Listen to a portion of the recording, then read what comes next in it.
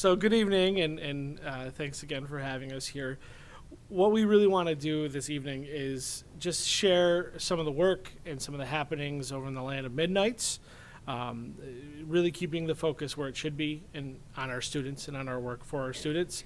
So I'm going to start our journey and then turn it over to Mike, who will dig deep into some of our topics around social emotional learning and others.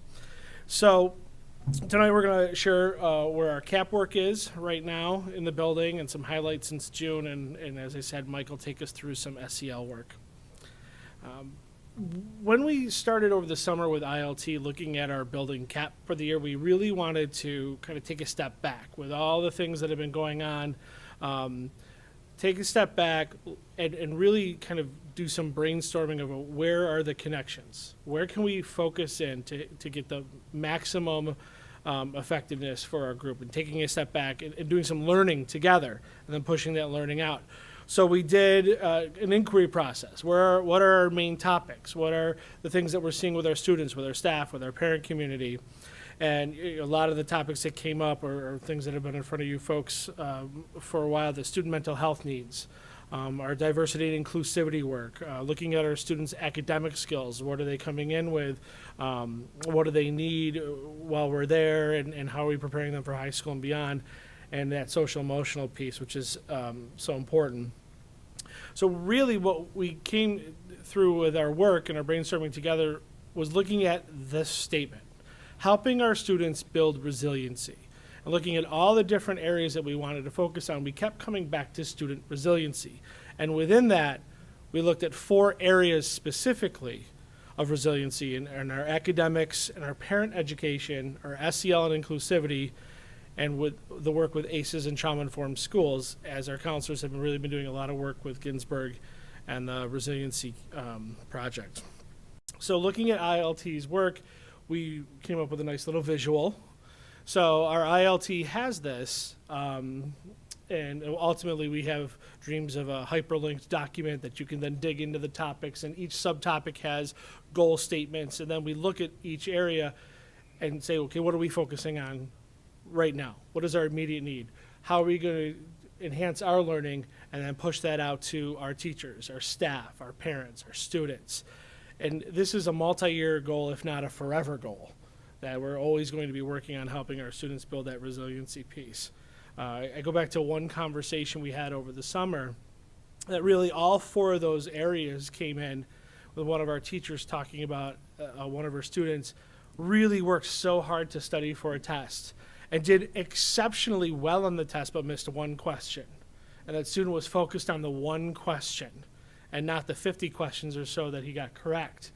And the emotional response to that, which really was a part of a bigger picture of things going on at home, and the parent also reaching out and saying, I'm celebrating this at home. How can I help my student see what the good work and the efforts? And it all came back to that, helping our students build resiliency and all the different things that go into it. It's been great work. We feel like we're really hitting the ground running now. And our subgroups and are just starting to form some of the questions and where we're going to go, and it's going to be exciting work. Just some of the things that have been going on so far in our learning year. I'll talk a little bit about our Impact Interact experience on Superintendent's Conference Day, the ACEs learning that our counselors have been sharing with. We did the DOT project, which I know a lot of the schools have been doing this, and it really is unbelievable, where we asked all of our teachers to identify students that they feel that they have a personal connection with. Now we're going to be doing the reverse. And our counselors are going to be leading that work, connecting with our students through their PE classes to talk about who is that trusted adult in the building. And what that's done is really given us some great work and some great information to work with our students and help our teachers to see where do we need to focus our efforts, especially around that resiliency piece. We have a parent book club, Unselfie, great book. 3 people came to the first meeting. I'm hoping for more on the next one. I will bring cookies. We've been doing a lot of mindfulness work. Erin McCrae just this week led a great discussion around the work that the health educators have been doing and their I Need posters. We have actually on Wednesday, Scott Fitch coming to our building to talk about our social media and kindness piece, and Mike's work with the inclusivity committee. So a lot of great things happening that have really been enhancing our own learning and looking to do what's best for kids. Some highlights over the past year. This is always fun, the picture part of the program. Mike will go into a little bit more details, but we had a knighting ceremony.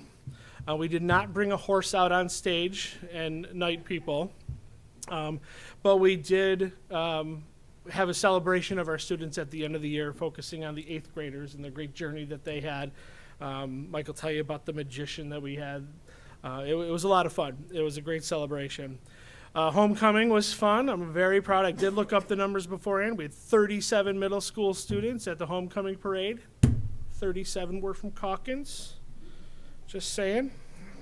But really that whole week was a week-long focus on our pillars of creative, resilient, mindful, and spirited. And it was a lot of fun. We had our event on Friday night with our Midnight Way with all the home games at the same time and a really good food truck. And then they showed up on Saturday morning with the promise of kazoos and donut holes. Works every time. Superintendent's Conference Day was 2 major focuses, one being on our PLC work and having our teachers go through a self-guided exercise on common assessments and taking kind of stock of where they are and where they want to go. And then we had that interactive theater education group come in and do some work around inclusivity in culture and climate in our building, which was really, really impactful and a great experience that we continue to kind of grow from.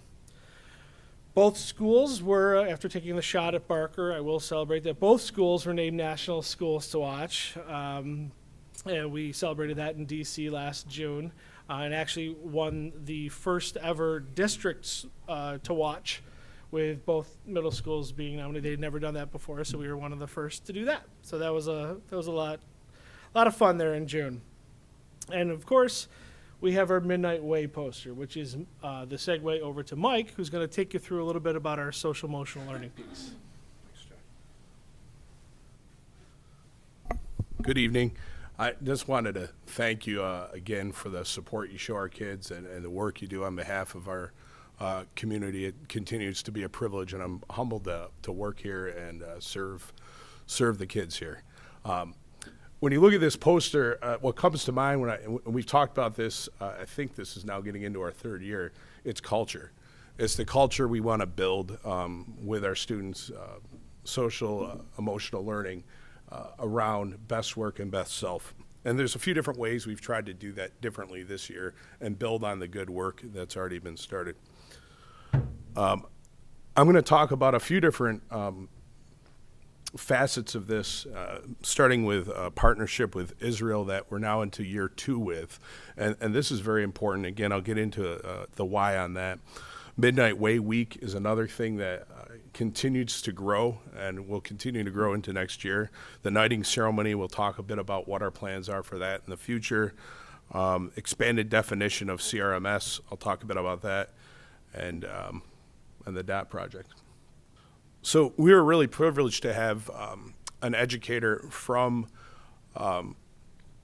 Israel visit with us on December 3rd and the 5th, and we spent the 3rd really just showing, her name's Narit, and showing Narit around the school, showing her a little bit about what classrooms are like. They're significantly different here. I won't go into a lot of detail on that, but it was very eye-opening. But then that set the stage for December 5th, where we were able to kind of take a breath and introduce her to teachers that would be willing to partner with teachers at the school in Israel. And it was exciting to see that. We've got an art teacher who happens to be here tonight, an English teacher, a math teacher, and several others who will be partnered with teachers in Israel. And we're working on making that happen as we speak now. You see before you the pictures. There are some banners that we had made that not only hang in our school, but also hang at their school. The other thing I wanted to mention about this, I think is really important, and you can see a picture. There's Norit on the right, and on the bottom with between me and Lori. Over the summer when we had our leadership retreat, one of the things that really stuck out to me was the speaker that we had. His name escapes me now. Adrian Hill. And Adrian talked a lot about a transformation that he kind of took place over his time in the Marines and after that. And one of the things he talked about was just being introduced to a global perspective. And when I think about this partnership, it just gives another tool for our teachers to be able to use to bring that to our students. And it's really stuck with me in terms of embedded in the district's mission to do that. And this represents, I think, a very tangible way that we're trying to do that for our students. Midnight Way Week, this has evolved in a lot of ways. It's almost like a mini homecoming. It coincides with the high school's homecoming, but this year what we did is really encourage the teachers, take one moment at some point during the week and just do something around our pillars of creative, resilient, mindful, and spirited. And a lot of teachers, we had over 20 different teachers reporting 20 different activities that they did with the kids. Some examples you can see up there. One was a book talk where they on the right-hand side there, they went through a book and just talked about, how do the different characters in the book represent those values, and the students looked for text evidence. It's a big Common Core word for us there, and how that was happening. We had on the left there, you see Midnight Way, kids nominating each other for how in class they're representing those values and a way to kind of celebrate each other. Again, a lot of this comes down to just consistency and sticking with a philosophy over time. You plant seeds and eventually you watch it grow, and that's what we're starting to see happen from a grassroots sort of way from the teachers. The knighting ceremony, again, I'll go back to this theme of just consistency. When I first started here 4 years ago, I remember talking about the importance of building culture around SEL and the idea of how do you bring people into your culture, but also how do you say goodbye to them and how do you celebrate that? And that really was the impetus behind the knighting ceremony. Like Josh said, we did not bring in a horse, but we did bring in a magician who did saw some kids in half and made some disappear. Just kidding. It was really interesting. He's almost a half comedian, half illusionist. But what was neat about what he did was build in the message of what does it mean to be a midnight and just some of those values. And it did it in an entertaining way. More importantly, though, it was a time to recognize our 8th graders and to send them off in the right way, in the right spirit to the high school. We're appreciative Mr. Puma was able to come over and introduce himself and really get the kids excited. Going into next year for the knighting ceremony, similar format. Make sure we have a quality guest speaker there that can talk about what it means to be a midnight, the lessons they've learned, and how that can carry over into the high school. And just again, congratulating our 8th graders, sending them off in the right way. And we hope over the years that eventually evolves to also students recognizing each other for some of the accomplishments, especially around SEL that they've made during their time at Calkins Road. So what are we continuing to do? I think continuity is a key word here. Keep looking at how can we build some new traditions at Calkins Road. It's still a relatively young school, and being able to create those things it's thrilling. It's absolutely a lot of fun to work with the dedicated teachers in the school doing that. Expanding on our partnership with Modine Israel. I've talked about why I think that's so important, especially given the district's vision towards global awareness, and continuing to move forward with our resiliency goals and professional learning. Josh? So I really want to take a moment to talk about Stephanie and the work that she has started, and she's not ready for this, but I'm going to anyway. The work that she has started in her classroom with a teacher in a class over in Israel. It has been incredible to watch the students just at the beginning of being in her class and watching them create collage biographies of themselves, of the other students, and just starting the sharing and communicating, knowing that it's going to lead to even deeper relationships and conversations. And Stephanie's challenge is she gets new kids in about a week. And continuing that, so I really want to accentuate the work that she's done, and not only in her classroom, but next month we'll be headed overseas with Mike to even further that and going to visit the building. It's very exciting. And another thing is Norit spoke to our entire student body staffs in an assembly, which imagine getting up in front of over 700 people in not your first language and talking about your school and your culture and what it means. She got the entire Calkins Road student body to sing a song together. It was quite impressive and really left everybody energized. And our goal was awareness, and we left with energy about what this could potentially be. It was great. And I really want to give a lot of props to Mike with his leadership in our SEL and those words, creative, resilient, mindful, and spirited, that we just, like he said, consistency, keeping the conversation going and being consistent with our language. And after 3 years of really hitting this hard is when you start to see that cultural pendulum swing. And now our students are starting to use those words, and you're starting to see it really seep up naturally. It's fun. It's exciting. So, and with that, are there any questions or anything that I could answer? We were told to keep it brief, so. Go ahead, Pete. Yeah, thanks for being here. Thanks so much. I just have a quick question about resiliency and maybe a couple examples of what we teach or guide kids. I know that we spend a lot of time trying to teach manners and respectfulness and things like that. But what do we do to help kids deflect in situations where they're not treated as nicely as we would like? A lot of the great work being done right now is being done with our counselors and our psychologists and with the Ginsburg, Pat, is it the Ginsburg Project? The Resiliency Project with Dr. Ginsburg. And, for example, Amy Daniels in our building is our department leader. It's then turnkeying a lot of that work, pushing it to ILT with, I just had a conversation with her today with, how are we going to help our teachers then teach our students with this? But some of the things that we've been looking at is when they do their small groups with students, a lot of scenarios, and talking with the sixth graders, okay, when this happens, what do you see? Or what would you do? What are you thinking? And trying to really bring the kids' awareness to situations, and then what are the steps to help persevere, to help somebody persevere. So a lot of it anchors back into language and an awareness. Our health educators do a lot with this as well. Erin McCrae and Beth in their classroom when they're talking about relationships and how to overcome conflict. It's something that we're really at the beginning of and excited to learn more about for that very question. We can teach the kids right and the wrong, and everybody knows stop, drop, and roll. But how do we help our kids push past something that might be, and a lot of it goes back to the ACEs and trauma work. We don't know everything that they have. I always call it the invisible backpack, and helping a kid develop the tools to help with what's in their backpack that they're carrying with them. So we're right at the beginning. I'd love to have more of a conversation with it in 6 months. Yeah.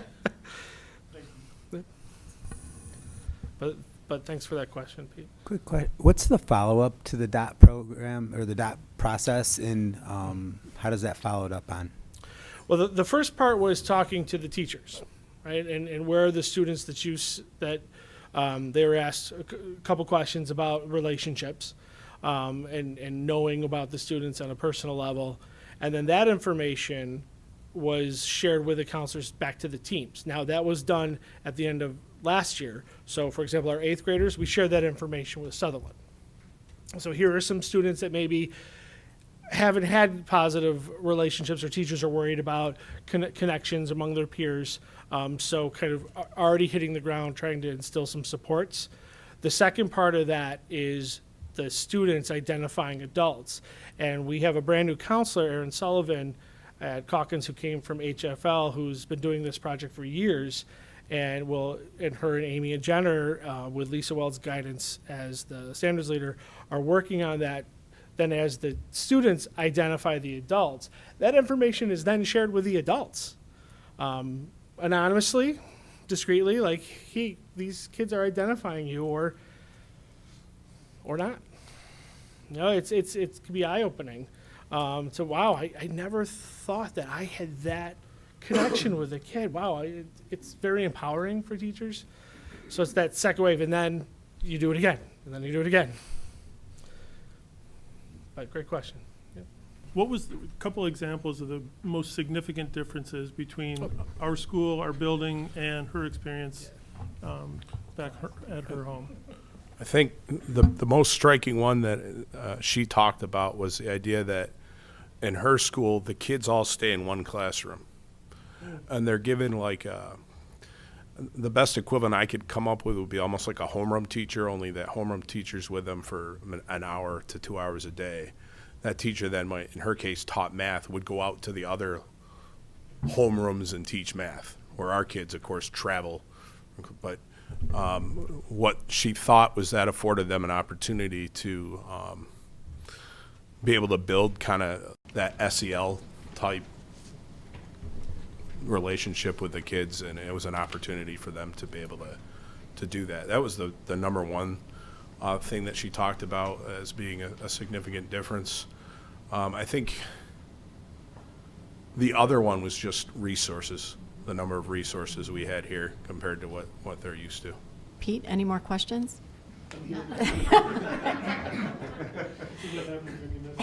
The board might need some SEL work. Just so you know.